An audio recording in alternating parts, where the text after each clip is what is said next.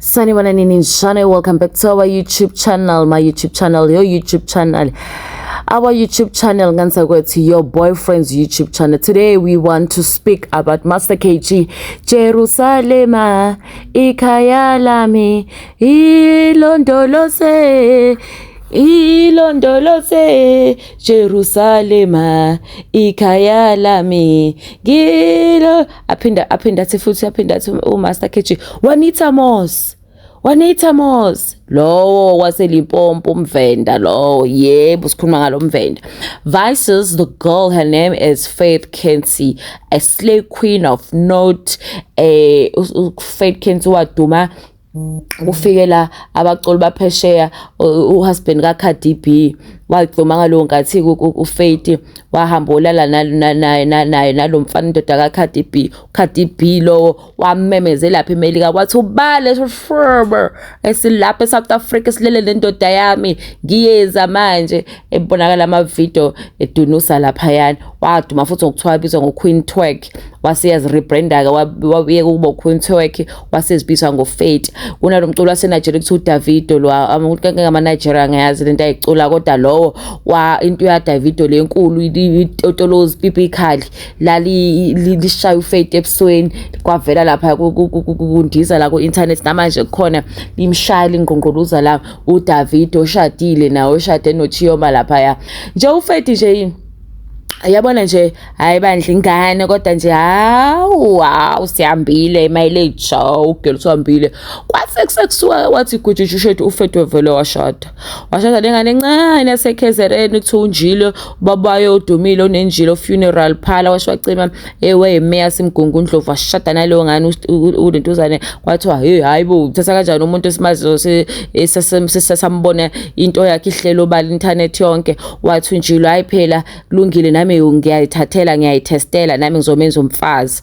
Hayi wamshada impela nje wawumfazi wasemazulwini kwawumfazi wakwaZulu uFaith Kensi uweza ke KZN wazisala ingane akuphelanga ngisho unyaka umfana lo kanjilo bekaskema phela ama truck yaphela imali noFaith kwaphela wabuyela back on the street ke manje uFaith oqala phansi kaboshaka phela ngabela lento ongena u925 yasetshenzwa la manje usebenza ngento nayo yabona usebenza ngento nayo.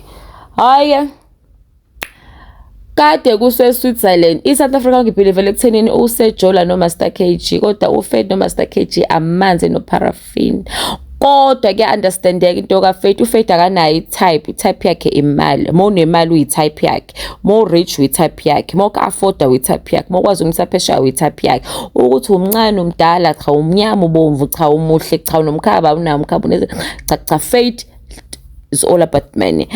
Social media is a buzz kuthiwa kudliwa imali eJerusalem. Kubonakala uFaith ekehle lapha ku-snow phesha kwelanda ezweni ekuthiwa Switzerland. uFaith uhleli lapha yena uhleli phezulu kwalezi zinto ekuthiwa snow nezihlahla konke nje yabo kunamaqhwa ushuthile. Nangu noKBS ebonakala uMaster KG naye seshusa kodwa yena ungene ngasehlathini yena uFaith ushuthele ngasemgaqweni uMaster KG ngathi kuyihla shuthi ushilo lwathi hayi ingene ezihlahleni ukuze singajampisi. Kanti iSouth Africa yathi asinandaba ngisho ngathiwa siyabona ukuthi nonke nindawonye la ngikhona. Sesukumile kuFaith wavuka wathi sir angiyazi le ndoda waphika ke wama ngomhlane kuFaith wathi cha musana nje ukungijwayela kabi ngizokuthonya ngathi usengiyayifebela noma bangithanda imali kodwa angikazi nje ngihambe noMaster KG angimazi. noMaster KG ngapha wathi ye namazi lo girl nomuntu wami wathi waveza umuntu wakho wathi cha ngeke ngimveze umuntu wami. So we don't know, but it's such a random pair, it's such a random couple like Faith and Master KG. Impela ukuthi bebehamba endawonye kusho ukuthi imali yona ebalekile akukho ngiyokudinga awudinga imkhaba awudinga isfectum udinga imali ukuze ukwazi uqome noma uthathe noma ubani. But guys ngihlezi ngisho ukuthi money is very important. You need money fanele nisebenze nenze imali ayikho enye into. Master KG ke Master KG ke futhi waduma usajole noma cards bangithi baseLimpopo bonke yebo bebe bayafanelana ke futhi uMakhathini noMaster KG. I think mina they could just remain together but ngoba uthanda izinto uMaster KG imali yakhe izodliwa yile Queen ilo iqueen azinankinga phela ziyayiqoqoda nje imali yakho zidle nje ziqaqabule nje zidle nje bese zakushiya futhi mangabe ungesenayo imali.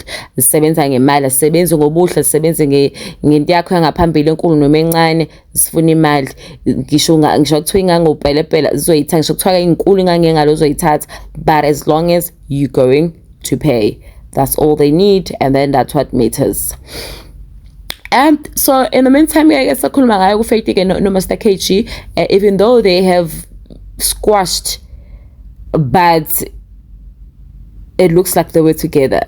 But then again, it's also confusing because there were so many influencers there. Khona ukuthi ayisho sibe kwi-campaign another Nigerian lady uChiyo mabeka khona, abanye abafana base-South Africa bebeka khona, abanye abaslave queen e-South Africa khona, but bona baye ngale nkathi kugcwele ama-politicians. So khathi kugcwele ama-politicians kuwo Ramaphosa belapho, Ramaphosa ehambe kekela lapha ethi kumakhaza, ayikhona ama-slave queen elapho. Now we don't know whether Faith uposte sekudala yini ngwalento bi early February noma uposte late. Abanye bathi cha uFaith wehambe yolala nama politicians ukuthi kuposta late. Abanye bathi no uhambe no Master KG.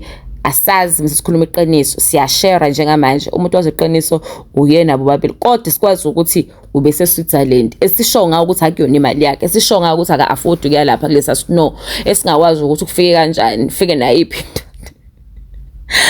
Hey guys, kodwa akukho right emhlabeni mase kuzothiwa sisho ukuthi akahambanga ngemali yakhe, sisho ukuthi ehambe nendoda. Iyaqashiswa ke indoda ke mantombazana nani madodazini. Mongabe nje ukhokhile awuvezwa ngisho isandla. Mokhokhe kakhulu uyaveza isandla.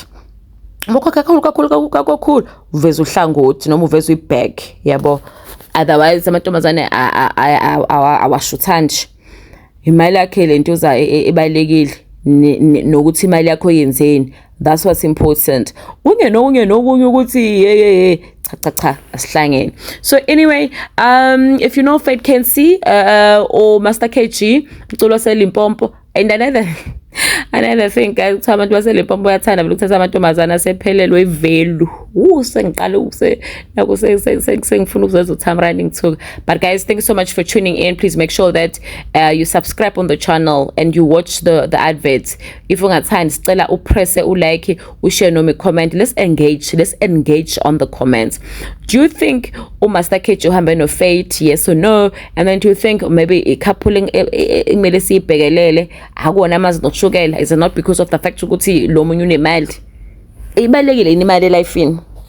Thanks so much for watching guys. Please make sure you subscribe and yeah, let's engage. Thank you.